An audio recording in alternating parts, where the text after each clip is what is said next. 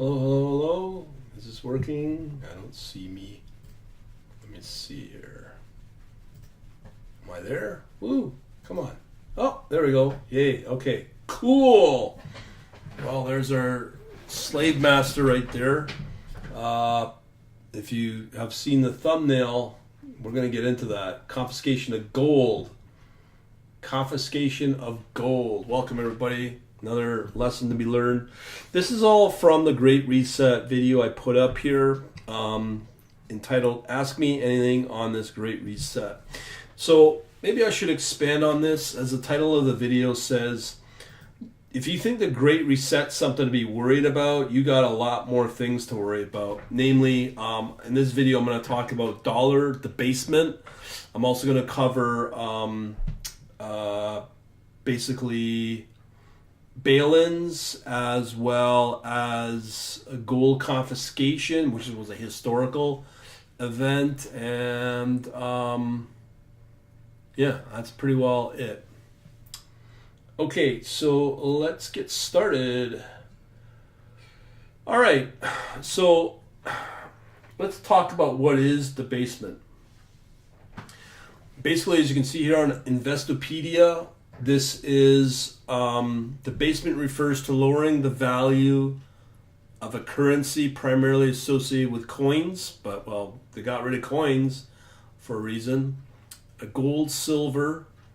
Currencies debase when the coins are made with a mix of precious metals and base metals, but it's more than that now. What we have here, debasement refers to lowering the value of a currency. Debasement is traditionally associated with mixing base metals, blah, blah, blah. Debasement can happen if a government prints more money, increasing money supply without a corresponding increase in output. Does that sound familiar to you? Debasement gives more money to governments for spending while it results in inflation for citizens. Debasement is a primary associated with periods before they were regulatory. Here. Okay. OBS currently active. No. Okay. I hope. Huh. Let's see here. My OBS is stuck. We have a bug.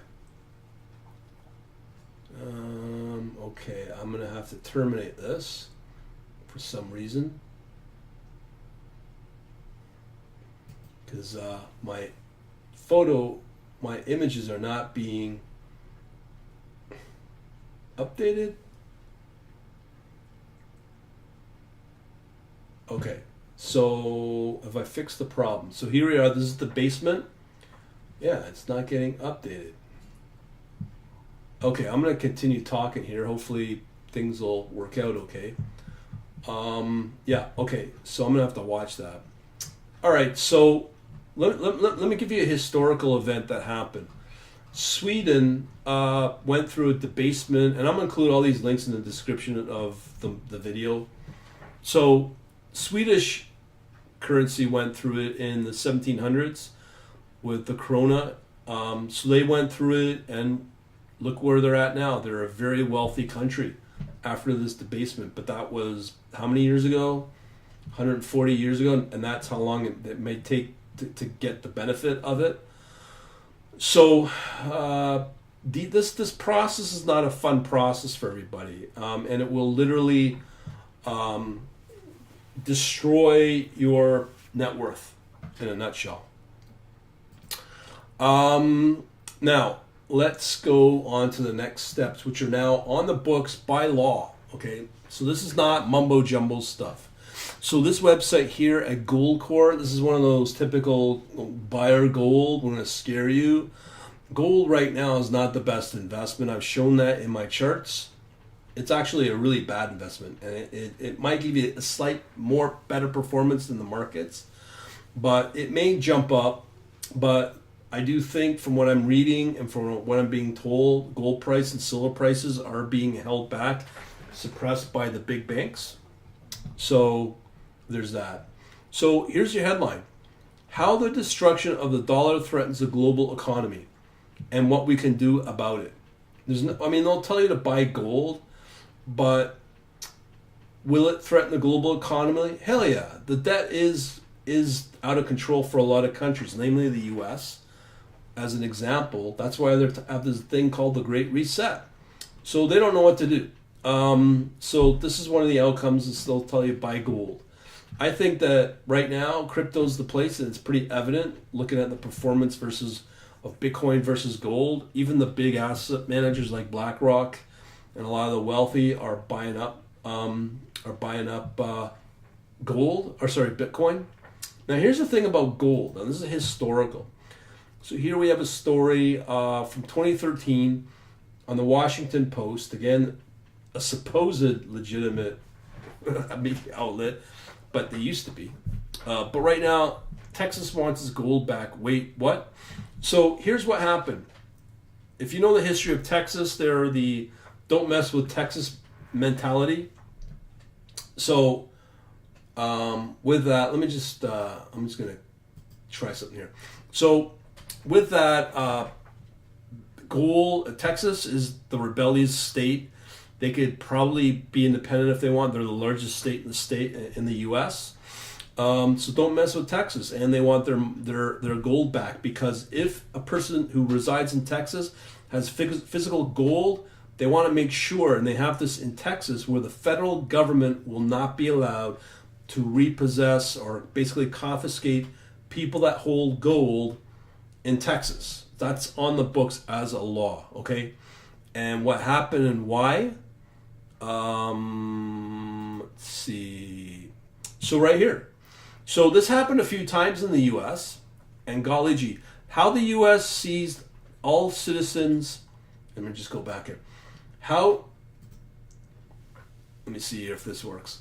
So looks like we're still getting refreshed here. So this article here is how the U.S. government seized all citizens' gold in 1930s from theconversation.com. So there's been historical periods where the federal government in the U.S. basically runs out of money. So what do? They go in and steal whoever owns gold. They made laws on the books. It was illegal to have gold. Okay, that happened in the 1800s as well. So, they could go on about gold and buy gold, but when they start enacting these laws, what's stopping them from doing this? This is one of their big reasons why I say you better get out while the getting out is good, out of the West, namely in the U.S. So that's a law out there, and with the debts, anything's possible. Historically, this is very possible.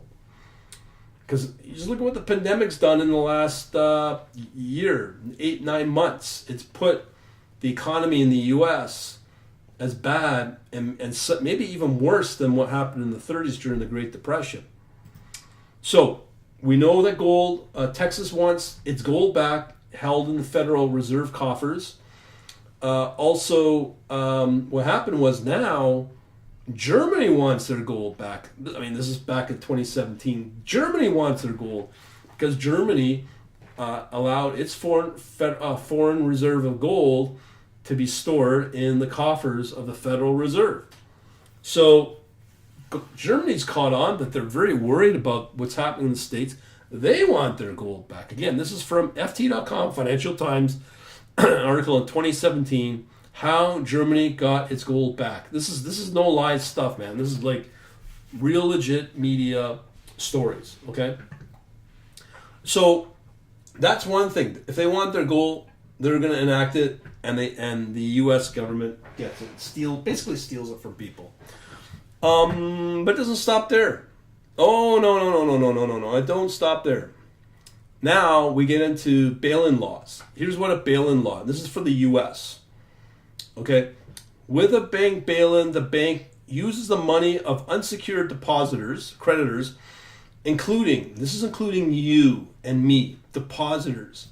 So if you have cash savings in a bank, which everybody does, and bondholders to restructure their capital to stay afloat, this is for the government to stay afloat, they're going to virtually steal your money. Okay, we're not kidding when I say this. How depositors have protection of the Federal Deposit Insurance Corporation. insuring each bank of up to quarter Wikipedia. So it's real. Here, it did happen not too long ago in Cyprus. Here, a couple of Cypriot banks lost billions. And I don't know about if you know, but Russia, all the mob in Russia, guess where they held their money? It was in Cyprus. So the island went through its financial troubles. They did a bail-in, and I don't know the amount.